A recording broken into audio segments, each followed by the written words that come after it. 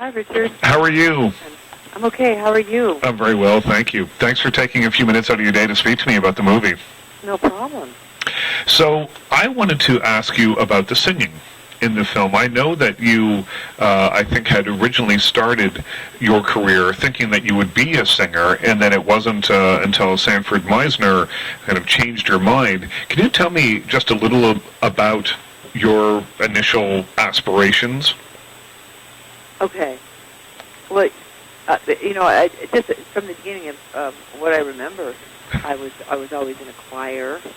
I was an alto. I was in the melodette. I was as far as a debutante in high school. You can imagine. I had a solo when I sang "When Red Red Robin Comes," ba ba ba. I mean, that's ancient. That song. Yeah. I don't know. At the time, was kind of successful. I don't know if you know it. When the Red Red Robin comes, ba ba ba ba. Absolutely. Yeah, I had a solo. That was important for me. And, on and on. And then I was in the musicals in high school, Little Mary Sunshine.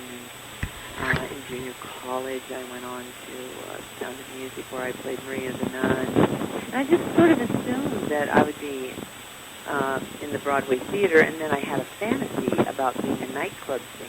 I had a fantasy about that, which I carried through even into my 20s, and I sang a couple of gigs, as they call them, where I don't think I even got paid. I sang at places like a nightclub in New York called Reno Sweeney's, and I was not very good, and I began to understand that I was not really going to be a singer, and more than likely I wouldn't be in any musicals.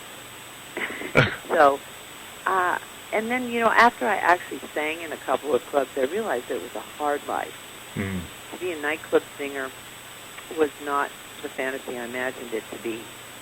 And then, but I love to sing. I've always loved to sing, but I'm aware of the limitations of my voice. It was always a disappointing voice, and I took singing lessons for years, but it was a very small voice. No better. I mean, it's worse than it ever was, and it's smaller than ever. But I have this love of it. I just love music. I love singing ballads and sad songs. It's just so much fun. And so this opportunity was just like a thing of beauty. It was like a gift, particularly at this point in my life. I never thought that I would ever sing again. And I had little songs intermittently in some movies. I sang a little bit in Red. I sang a little bit in Shoot the Moon. I sang in Annie Hall. And so again, I mean, to have it come up again and to have the possibility of singing 4 songs and 1 song all the way through was like a little dream come true. Did you get to choose the songs? I participated in the choosing of the songs. I did not choose the Bonnie Raitt song. Right. Were the other songs that you had a hand in, were they songs that are special to you? Pardon me? Were the songs that you did have a hand in choosing, are they songs that are special to you? Well, not Cheek to Cheek. No. Heaven. But the 2 ballads, yes. Yeah. And I guess in the performance of them, were they sung live on the stage? I'll move away from singing in a second. The ones where I sang it all live. The Shadow of Your Smile was they were all pre-recorded though. Right. They were all pre-recorded, but I sang live. So I had to kind of match a little bit. Right. Or they would play the playback. The last one, though, The Shadow of Your Smile, I had to sing it to the pre-recorded version. Right. But I knew what it was. I mean, I knew it backwards and forwards, and there were sections where it was kind of free. I loved it. I loved doing it. Well, the gossip online is that you've been offered a gig at the Cafe Carlyle. Is that true? Ron, that's wonderful. He said, would you like to try to sing? But, I'd have to work with Artie Butler, who arranged the music with me, and I'd have to get myself a little act. I'd have to have a little patter. What do I say in between songs? I'm going to sit there. I'd have to entertain people for, probably at least 30, 40 minutes, right? Right. Eee. I'd have to work. I would love to. I'd like to try it. But it would take a little time for me to get it together. Right. I've never done anything like that. I do speeches because of my books, and I go around and I speak a little. And it's like you have to write a speech. You have to get it together. I'd have to do that. Mm-hmm. But I'd like to try it. I'm sure I don't know if he really means that. I don't know if he's really serious. It would be a sellout. It would sell out in 90 seconds. people. I think I could gather 90 people one night at least. Tell me a little bit about Leah and what it was about her character that you really responded to. She is open-hearted. She is a lovely person. She's touched by sadness, I think. What was it for you that really brought you in? Well, that anybody would care about a woman who's had a very lovely life but has lost the love of her life. Mm-hmm. That is, my age, basically, in her late 60s, and she's a sweet person who's in the middle of trying to recover from a huge loss in her life. And I think the concept of loss in life is very moving to me, particularly at this time in my life when it seems to be all around. Mm-hmm. I've lost my parents. I lost my mother. God, it's been 8 years. My father, he was exactly my age when he died. He was 68. Mm. And that was in 1990. And it's just sort of how do you live with that? And how do you... But one of the things I think about Leah that I really like is that she's filled with wonder. She's filled with the love of expressing herself. Like she says, I love the line that she says in the movie when she's introducing the shadow of your smile, which is that sometimes life outlives love. Right. But, to still have this chance to sing and to still be singing this song, to dream of love, to still have the chance or the opportunity to dream of love and to still be singing a song is enough for me. And I think that's just perfect. I think that says so much about this time in my life and her and what a joy it was to play that part and to play a part where you fall in love again.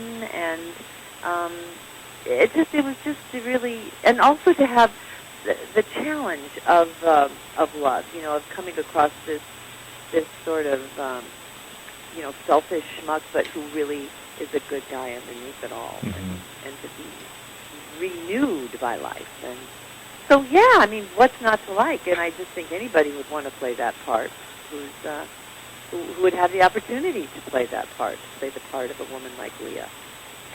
It's an honor.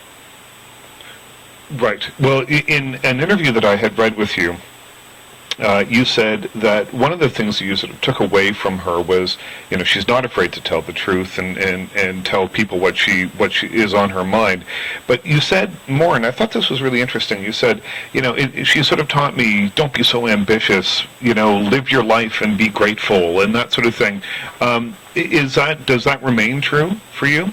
Oh, yeah, because, look, at this point, again, my dream, I lived out my dream. I wanted to be an actress in the movies, and I wanted to have the luxury of doing of what comes with success, like playing roles in movies.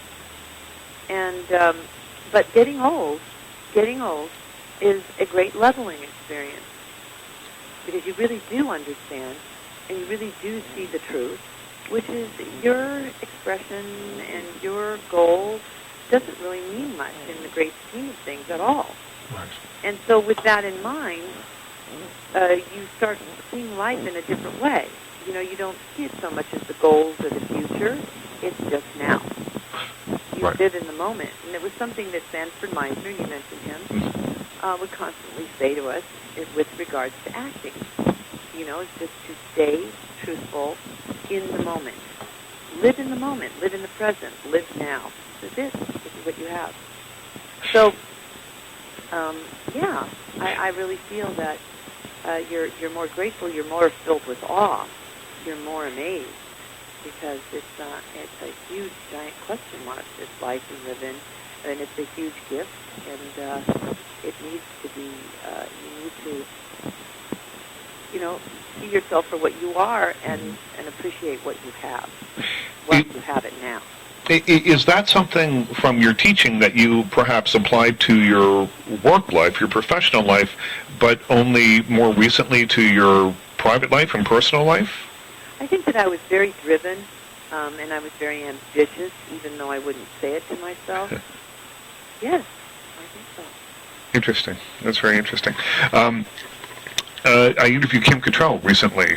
She has a new television show starting here in Canada, and she said years ago that the advice that Jack Lemmon gave her when she said she was 20 years old, and she said to Jack Lemmon, what's your advice for longevity? How do I have a long career? And he said, only take things that scare you. And I wonder if that is true with you. I don't agree with that. No? No. Only take things that scare you. I wouldn't say that.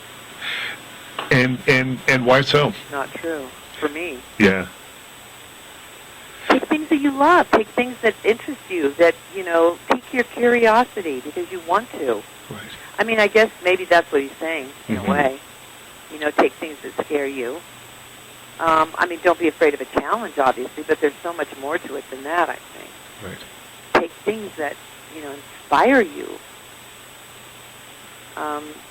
Follow the path that leads you to where you become more yourself, that you define yourself on the way. It's like Cary Grant said, I wanted to be someone else, and finally I became that person. To me, that's okay. I mean, everybody has their path. Like, for her, that's exciting. Right. I was always told that funny is money. Right. I mean, if you're funny, you're going to have a longer career. Right. Because beauty and sexiness and all that, they go. Right. So, last few questions. Yeah. Thank you. But I love that funny is money.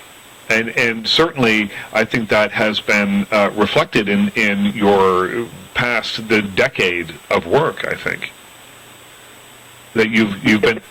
pretty much, Annie Hall was a comedy. Right. I think it was always kind of what I led with. Right. And I think our time is almost done. I just okay. I will ask you one quick question about working with Michael Douglas.